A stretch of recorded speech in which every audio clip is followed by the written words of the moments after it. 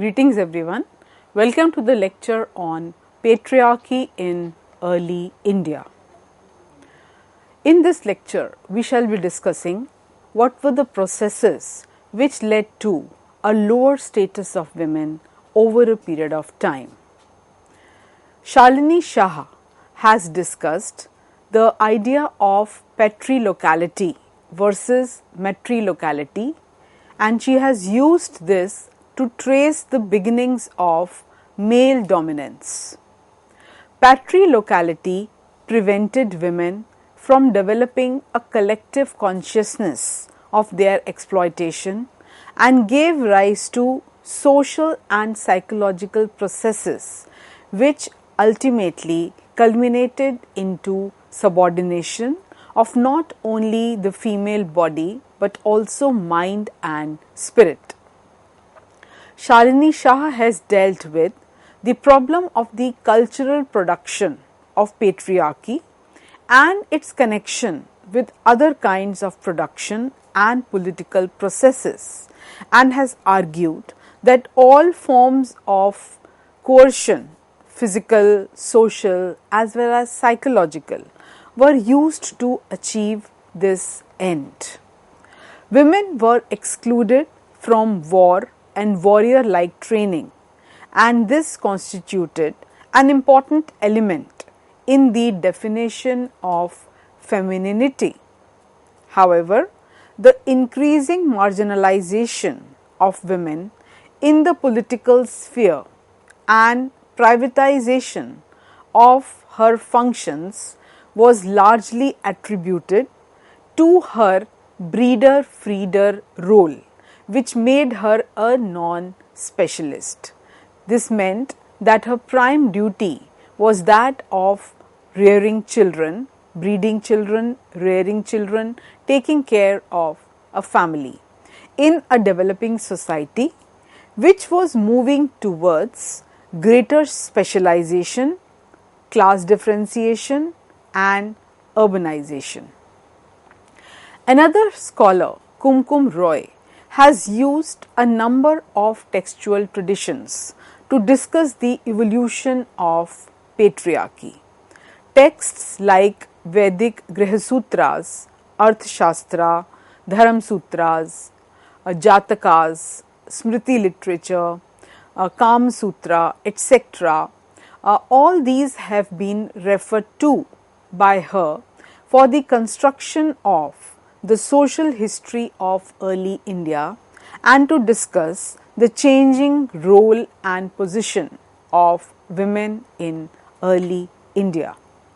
The most useful source to explore the tensions of caste, class and gender in and also in understanding evolution of hierarchies which existed in the society, as well as the dissent which emerged from time to time, all these are clearly visible in these textual sources.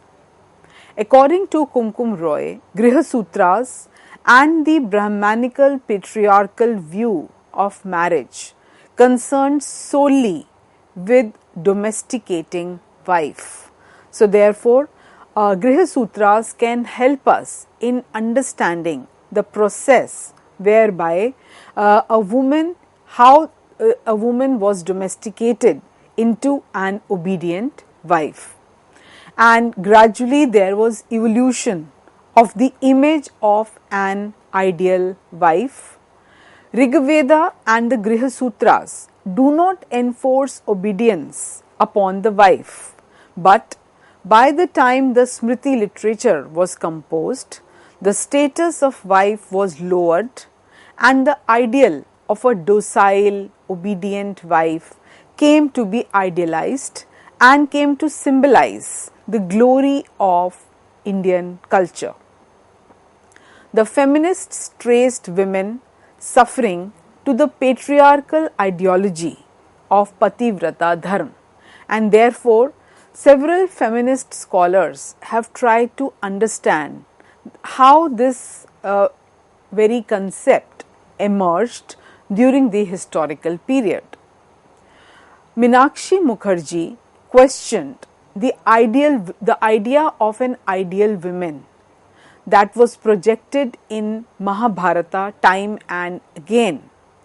While there are some powerful women like Draupadi who cursed and sought revenge, but a closer look shows that the same patriarchal processes were at work in Mahabharata, and the sole existence of Draupadi cannot negate this fact. So, therefore, these scholars have analyzed epics as to how a systematic ideology of Pativrata Dharma was emerging and it was being reproduced time and again in this epic literature. So, for example, Kunti blessed the bride Draupadi that she may be virtuous and devoted to her husbands, and also as a wife at their sacrifice and mother of living and brave sons. So, these were some of the blessings that most of women would be getting. And gradually the entire process resulted in pativratization, that is, the transition of wife from patni to a mere pativrata. And this also was apparent in the portrayal of Draupadi.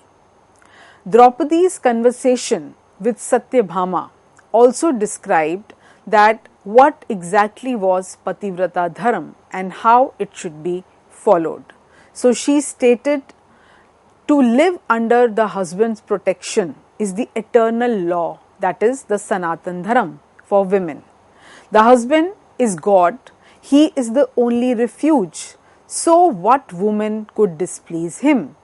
So, these were the ideas that were being generated time and again by characters like Draupadi. Markandeya told Yudhishthir that a devoted wife will always eat the leftovers from her husband's plate. Kapota further stated in the Shanti Parv about his wife that she was an ideal Pativrata because she never ate before feeding him, never took bath or slept before him. At one place it was said, one who keeps smiling even when rebuked by a husband, she is a true Pativrata, and that is how all women should be. Kapota went a step further in stating that a woman was not a woman whose husband was not content and happy with her. In the Aranyaka Parv, Yudhishthira's losing Draupadi in a game of dice could not be used by Draupadi to rebuke him because after all she was a Pativrata. So ultimately the entire process resulted in negation of individuality. A woman was to eat, drink and wear clothes or perform religious rites according to her husband's tastes and beliefs. Women had no sacrifice or shraddha ordained for them because all that was destined only for the male members in society. The epic also spoke of a special world that was Pati Lok, which was to be the Pativrata's ultimate destiny, where women were to reap the rewards for their lifelong obedient service. This was also considered as the only path to heaven for women. So Sandil stressed that she earned her place in heaven by being a good wife, that is Pativrata, and not by donning the ochre robes of the renunciate, the bark garments of the hermit, or the matted locks of the ascetic, or by shaving her head. So therefore, what a woman could do as a Pativrata was considered as even greater than being an ascetic or a hermit. Therefore, women like Savitri came to be considered and projected as the ideal Pativrata. Aranyaka Parv further stated about Savitri's several virtues like affection, self-control, good behavior to all, taking care of physical comforts of the family members, worshipping father-in-law as a god, and her skills and her sweet nature, which delighted her husband. Then Anushasan Parv also indicated as a result of Urna's discourse, which underlined one who gets up early in the morning, cleans the house, prepares foods for guests and family members, and after feeding them, eats the leftovers. She is a true Pativrata and a true Sati. So therefore, what was expected from a woman was complete surrender. A Pativrata could not doubt her husband's intentions in thought, speech, or deed, and she had to follow her husband's line of action. She was to be her husband's exclusive and uncomplaining maid, and that was her only identity. Anusasan Parv further indicated the tale of Oghavati, who provided sexual hospitality to a disguised guest on the order of her husband, and she was also described as a sadhvi or a pavitra because whatever she was doing was in order to please her husband. So therefore, there was this overall idea that was being generated and a comparison that was being made time and again between a conformist woman and a defiant woman. Draupadi told Satyabhama not to wait in isolation even on her grown-up sons. So here now there came the issue of purity of patrilineage, which means that the sons that were born must be of pure caste. So therefore, the categorization of women into conformist and deviant or non-conformist women also became very, very important. So all those who were Pativrata Naris came to be described as conformist, while those who were not were considered as outcasts. Those who were not attached to one man, but they were free for all men, were looked down upon. So there emerged the notion of respectable women with lot of emphasis on chastity, purity. So a Pativrata who apart from her husband does not even glance at the sun, moon and trees was the one who was a real Pativrata. And why she was not supposed to glance at the sun, moon and trees? Because they had masculine names. In the Shanti Parv, the newly widowed Kapoti remarked, "Without you, dear husband, what is the purpose in this life? Which Pativrata woman will there be who can live without her husband?" And saying this, she jumped into the fire. While this was the kind of image of women that was being generated in several Indian texts, one can also refer to the debate on women and gender in ancient Indian texts. This has been studied by scholars like Ruth Vinita, who mentioned that neither the popular nor the scholarly debate in modern India has paid sufficient attention to unmarried learned women in ancient Indian texts. Ruth Vinita has examined the case of Sulabha, who was a renunciate single woman. Sulabha was an intellectual renunciant who debated with the philosopher king Janaka in the epic Mahabharata, and she defended herself well. When Janaka used anti-women remarks to critique Sulabha's unconventional behavior, Sulabha tried to establish on the basis of Indian philosophical principles that there was no essential difference between a man and a woman.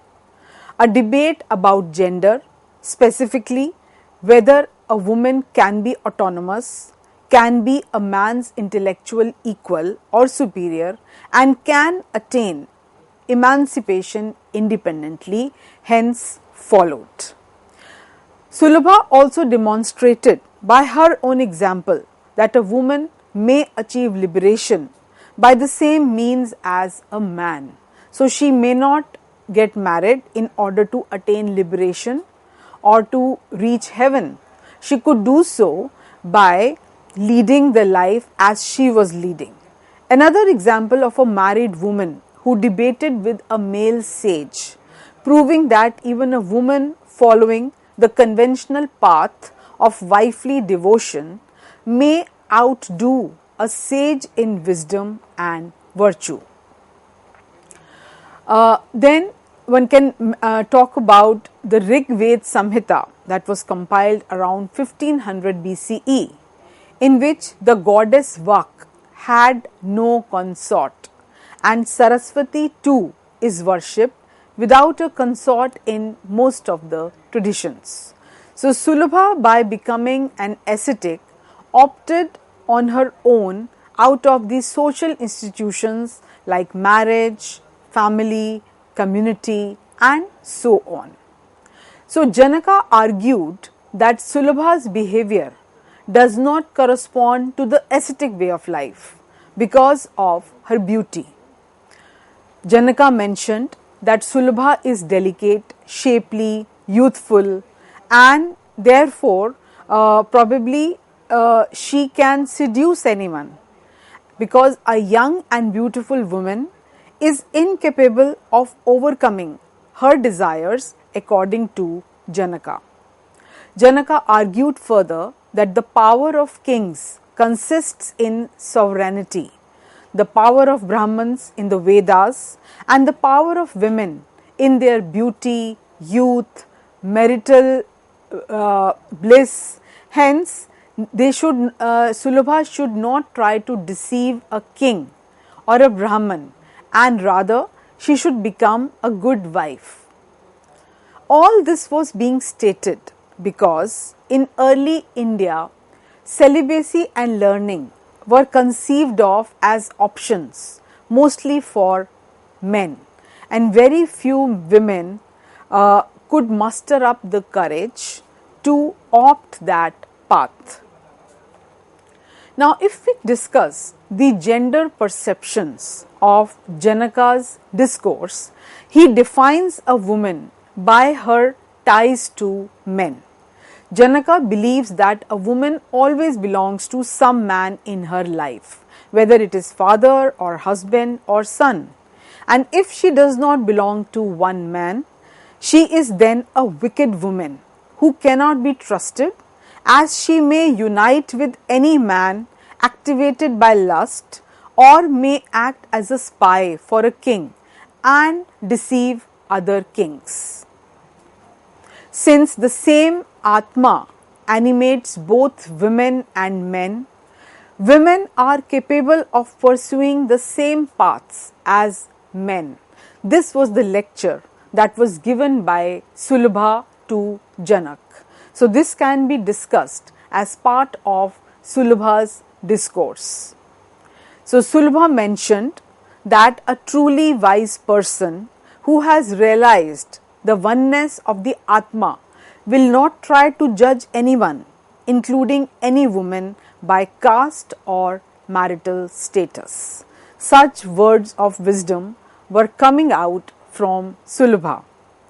And ultimately, Sulabha's victory in the debate was demonstrated by Janaka's inability to answer her.